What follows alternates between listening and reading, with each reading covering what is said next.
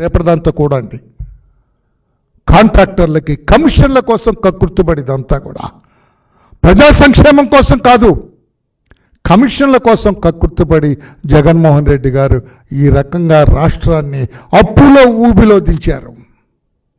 నేను అడుగుతున్నా ఈ రోజున సిఎస్ని, ముఖ్యమంత్రిని కూడా ఈ 25,000 కోట్ల రూపాయలు రేపు వచ్చేదాంతో కూడా కలిపి, లేకుంటే దాన్ని పక్కన పెట్టి 21,000 శ్వేతపత్రం రిలీజ్ చేస్తారా మీరు?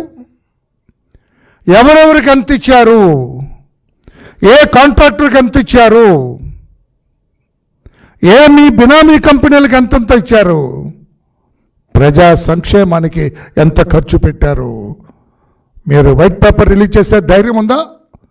నేను డిమాండ్ చేస్తున్నా ఈ రోజున తెలుగుదేశం పార్టీ తరఫున మీరు శ్వేతపత్రం రిలీజ్ చేయగలరా అని చెప్పి నేను అడుగుతూ ఉన్నా.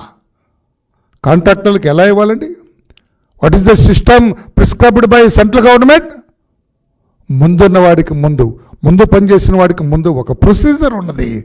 ఆ ప్రొసీజర్ను కూడా త్రోసిరాజని మీ ఇష్టం వచ్చినట్లుగా అసమధీయులకి అప్పచెబుతారండి. కమిషన్ల కోసమే కదా. నేను ఈ రోజున చీఫ్ సెక్రటరీ గారిని అడుగుతున్నా, ఈ రోజున ఫైనాన్స్ సెక్రటరీ సత్యనారాయణ గారిని అడుగుతున్నా, మీరు ఇష్టం వచ్చినట్లుగా దోచిపెట్టింది నిజం కాదా? కమిషన్ల కక్కుర్తిపడి కాదా? రిలీజ్ చేయండి శ్వేతపత్రం. ఏ ఖాతాలో ఎంత రిలీజ్ చేశారు, ఏ కాంట్రాక్టర్కి ఇవ్వాలి, ఏ కాంట్రాక్టర్ క్యూలో ఉన్నారు, ఎవరు ముందు వరుసలో ఉన్నారు, ఎవరు ముందు పనిచేశారు, మీరు ఎవరికి చెల్లించారు, ధైర్యం ఉందా? చెప్పే ధైర్యం ఉందా అని చెప్పి నేను అడుగుతున్నా ఈ రోజున ఈ ప్రభుత్వాన్ని. ముఖ్యంగా సిఎస్ గారిని అడుగుతున్నా. ముఖ్యమంత్రి లేడు, అయిపోయింది, రేపటితో అవుట్. ముఖ్యమంత్రి గారు అవుట్ రేపటి నుంచి. మీరు సిఎస్గా ఉన్నారు కనుక రేపు కూడా సిఎస్గానే ఉంటారు కనుక నేను అడుగుతూ ఉన్నాను, నేను శ్వేతపత్రం రిలీజ్ చేయగలరా మీరు?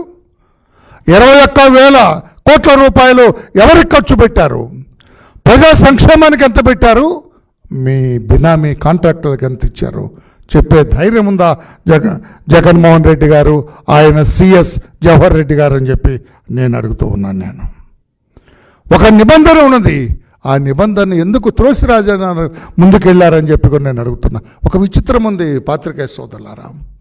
66 సంవత్సరాల్లో 18 మంది సీఎంలు కలిసి ఈ రాష్ట్రంలో 3,62,375 కోట్ల రూపాయలు మాత్రమే వాళ్ళు అప్పుగా తీసుకొచ్చారు. ఐ రిపీట్, 3,62,375 కోట్లు అప్పు చేస్తే ఈ జగన్మోహన్ రెడ్డి గారు ఒక్కరే ఈ 5 ఏళ్ల కాలంలో 8 లక్షల కోట్ల అప్పులు తీసుకొచ్చాడు.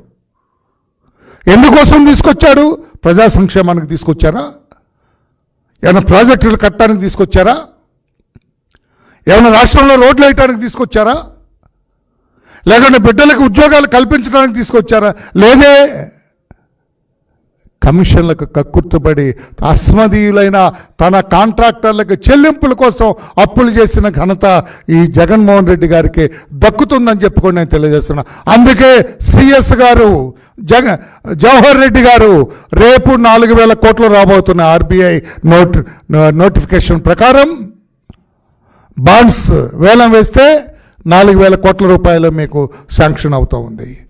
4,000 కోట్ల రూపాయలు రేపు 10 గంటలకి తెలిసిపోతుంది ఏ ప్రభుత్వం అధికారంలోకి రాబోతుందో. రేపు మీరు ఆఫీసులో వచ్చి కూర్చునే సమయానికి మీరు 10:30కి వస్తారు, 10:30కి తెలిసిపోతుంది. మీరు ఈ 4,000 కోట్లు ముట్టుకోవటానికి లేదు, స్టేటస్ కోలో పెట్టండి, వచ్చే ప్రభుత్వం చూసుకుంటుంది. లేదు ఈ 4,000 కోట్లు కూడా ఇచ్చేస్తానంటే మిమ్మల్ని అనుమానించాల్సి వస్తుంది, మీ వర్కింగ్ సిస్టమ్ని అనుమానించాల్సి వస్తుంది. ఇప్పటికే జవహర్ రెడ్డి గారు మీ మీద ఇన్ని ఆరోపణలు ఉన్నాయి, ఇప్పటికే మీరు భూదందాలు ఇరుక్కున్నారన్న ఆరోపణలు ఉన్నాయి, ఇప్పటికే పెద్ద కుట్ర జరుగుతున్నది అక్కడ భూములు కొట్టేయటానికి విశాఖపట్నం విజయనగరం జిల్లాలో, అందులో మీ పేరు ప్రముఖంగా వినపడుతుంది. మీ మీద మేము అధికారంలోకి వచ్చిన తర్వాత మిమ్మల్ని ఏం సామాన్యంగా వదిలేది లేదు, తప్పకుండా విచారణ జరిపిస్తాం, బాధ్యులైన వాళ్ళని కఠినంగా శిక్షిస్తాం, వదిలేది లేదు. అందుకే నేను మీకు తెలియజేస్తున్నా, నేను మీరు కోరుతూ ఉన్నా, 4,000 కోట్ల రూపాయలు మీరు చెల్లింపులు చేయటానికి లేదు, మీరు కాంట్రాక్టర్లకు ఇవ్వడానికి లేదు. అట్లా ఉంచండి, వచ్చే ప్రభుత్వం చూసుకుంటుంది. ప్రయారిటీ చూసుకుంటే వచ్చే ప్రభుత్వం ఎవరికి ఇవ్వాలి, ఎలా ఇవ్వాలి, ప్రజా సంక్షేమాన్ని దృష్టిలో పెట్టుకొని వచ్చే ప్రభుత్వం చూస్తుంది. అంతే తప్ప ఈ అస్మదీయులకు ఇవ్వటానికి 4,000 కోట్ల రూపాయల్లో ₹1 కూడా ఖర్చు పెట్టడానికి వీల్లేదని చెప్పి కూడా నేను గౌరవ సిఎస్ గారిని కోరుతున్నా. ఒకవేళ మీరు రేపు తగుదునమ్మా అని సిఎస్గా ఉన్నాను కదా అని అసలు నన్ను అడిగితే రేపు 10 గంటలకి సిఎస్గా మీరు తొలగిపోవాలా? రేపు 10 గంటలకు అర్థమైపోతుంది ఏ ప్రభుత్వం అధికారంలోకి వస్తుందో. అది మీరు ఆశించిన ప్రభుత్వం రాదు.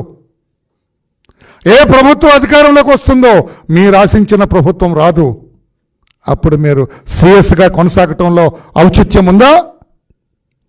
మీకేమైనా నైతిక విలువలు ఉంటే రేపు 10:30 AM ఎప్పుడైతే విండు తెలిసిపోతుంది, రేపు 10:30కి తెలిసిపోతుంది ఎవరు అధికారంలోకి రాబోతున్నారో.